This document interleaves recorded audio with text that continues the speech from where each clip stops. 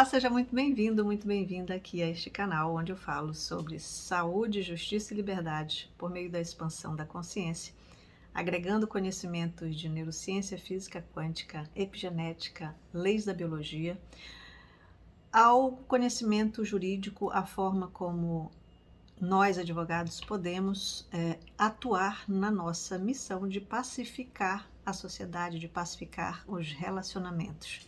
Porque, afinal de contas, é isso que nós fazemos, essa é a nossa missão da profissão do advogado, ou exercendo a profissão do advogado.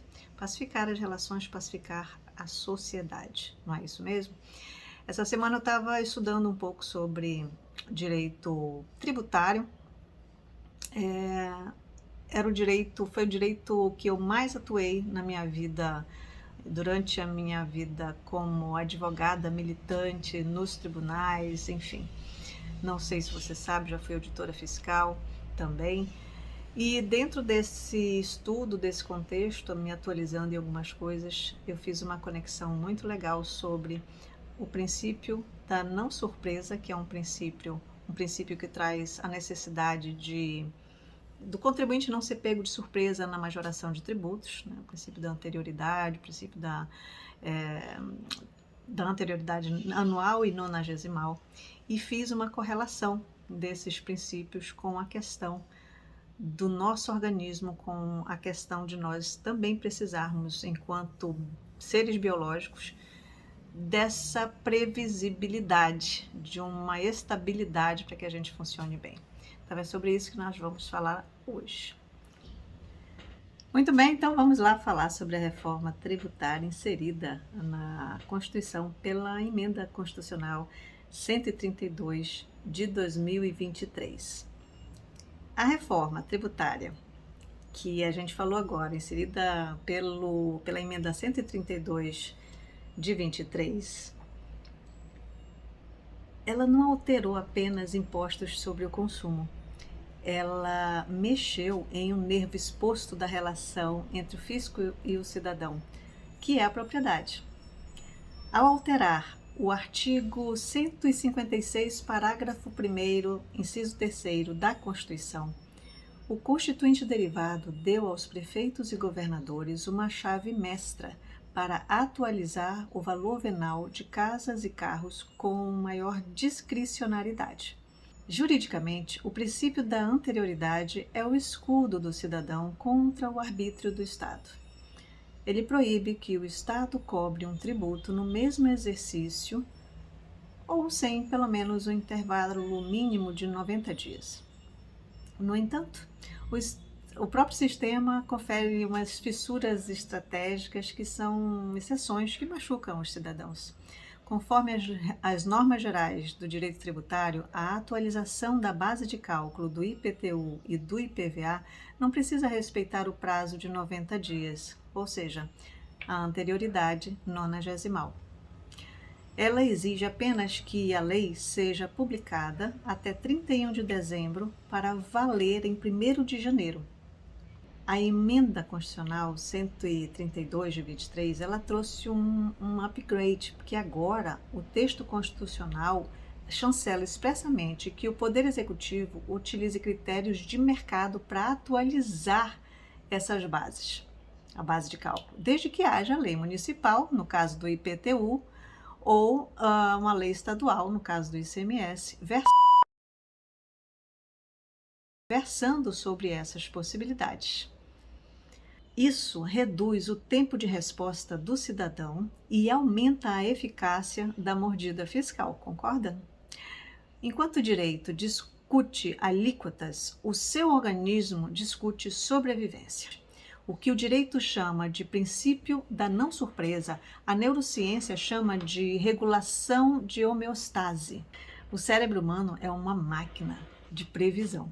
Ele consome energia maciça para antecipar ameaças e garantir a segurança.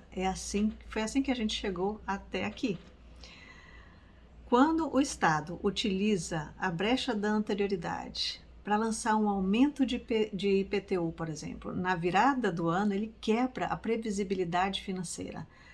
A amígdala cerebral interpreta isso como uma invasão de território.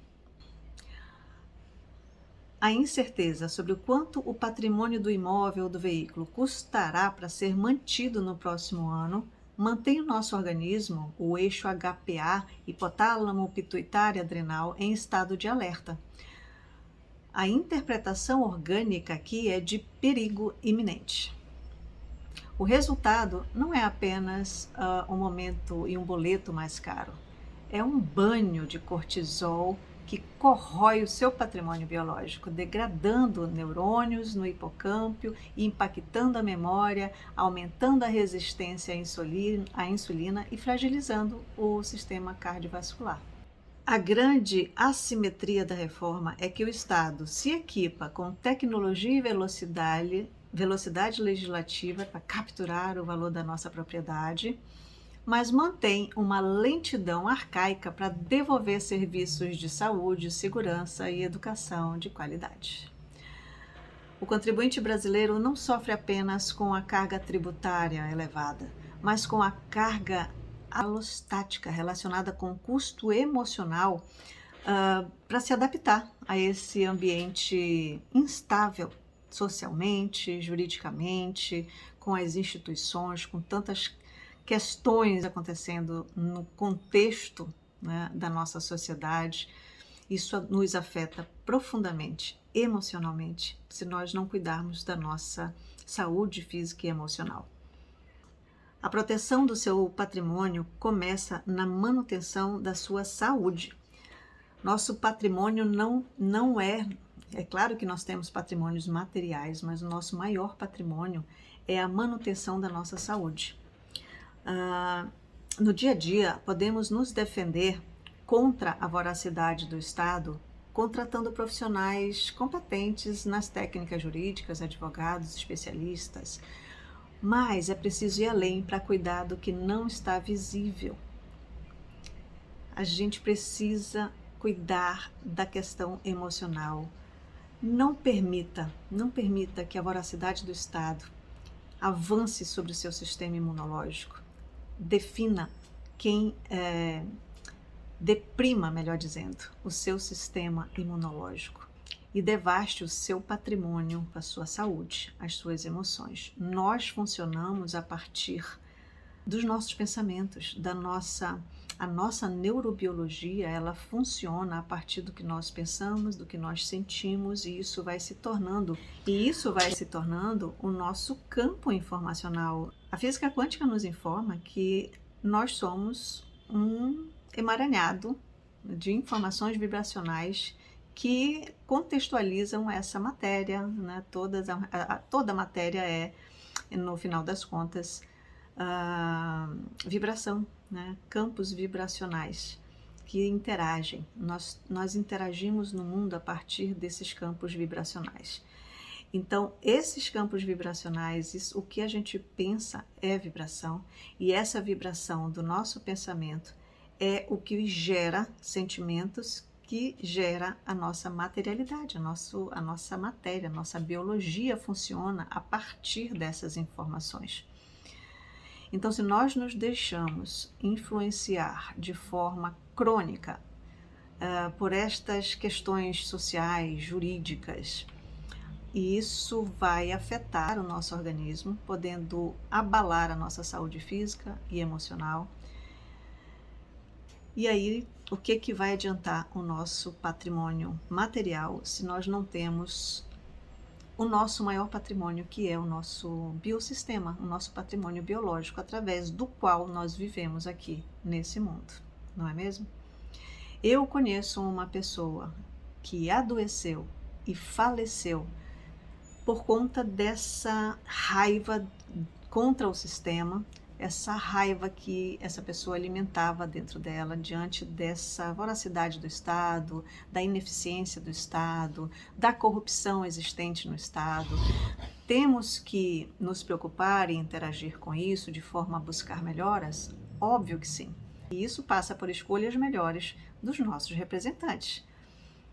Então precisamos ficar atentos a quem nós vamos escolher para aqueles cargos que são elegíveis, naqueles em que a gente vota. Precisamos ficar atentos para colocar nesse lugar, que é o do lugar do parlamento, em que são feitas leis, em que são feitas as CPIs e todo um processo legislativo do nosso país, e que é também por onde passam em parte as escolhas das pessoas que vão integrar as Cortes Supremas, né, os tribunais mais elevados desse país.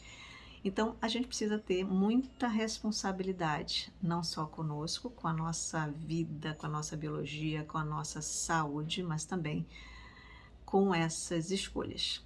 E é a partir do conhecimento sobre como funcionamos desse ponto de vista consciencial, da expansão da consciência, a partir dessas disciplinas, desses conhecimentos agregados, como a física quântica, como a neurociência, a epigenética e leis da biologia, esses 4 temas, esses 4 ramos de conhecimento, eles nos trazem muita informação interessante para que a gente consiga evoluir de um modo geral na vida.